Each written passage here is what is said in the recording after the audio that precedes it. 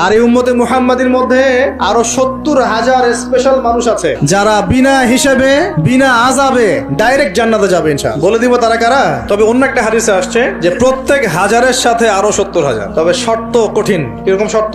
সাহাবীরা বসে ডিসকাস করছেন কে হতে পারে তারা। কেউ বলছেন তারা হয়তো প্রথম দিকের মুসলিমরা হবেন, কেউ বলছেন তারা হয়তো মুজাহিদরা হবেন, কেউ বলছেন তারা বদর যুদ্ধের সাহাবীরা হবে ইত্যাদি। তখন নবী সাল্লাল্লাহু আলাইহি ওয়াসাল্লাম আবার চলে আসলেন, ব্যাক করলেন। ব্যাক করে বলছেন তোমরা কি এই বিষয়ে কি বিষয়ে কথা বলছিলে? তখন সাহাবীরা বললেন আমরা তো ডিসকাস করছিলাম যে কারা হতে পারে সেই 70,000। নবীজি বললেন শোনো, ওই 70,000 মানুষ এক নাম্বার পাখি উড়িয়ে ভাগ্য গণনা করে না। মানে তারা ইসলাম এত কঠিন ভাবে পালন করে, হাত দেখা রাশিফল এরকম শিরিকের ধার কাছেও নাই তারা। দুই নাম্বার তারা আগুনের শেকা বা উল্কি দিয়ে, এই ট্যাটু আছে না, ট্যাটু উল্কি আঁকে আগুন দিয়ে, এই ধরনের ট্যাটু উল্কি তারা আগে না শরীরের মধ্যে। এইসব কুলক্ষণে সুলক্ষণে তারা বিশ্বাস করে না। তিন নাম্বার তারা অবৈধ ঝাড়ফুঁক করে না। অবৈধ ঝাড়ফুঁক করে না। বৈধ ঝাড়ফুঁক করা যাবে, কোরআন হাদিস দিয়ে ঝাড়ফুঁক করা যাবে, কিন্তু অবৈধ কিছু ঝাড়ফুঁক আছে না, তান্ত্রিক কবিরাজদের কাছে মানুষ করে, এগুলো করা যাবে না। চার নাম্বার হচ্ছে তারা সর্বাবস্থায় এক আল্লাহর উপরে তাওয়াক্কুল করে, ভরসা করে। তাদেরকে আল্লাহ পাক 70,000-এর মধ্যে আশ্রয় দিবেন, অংশ দিবেন ইনশাআল্লাহ।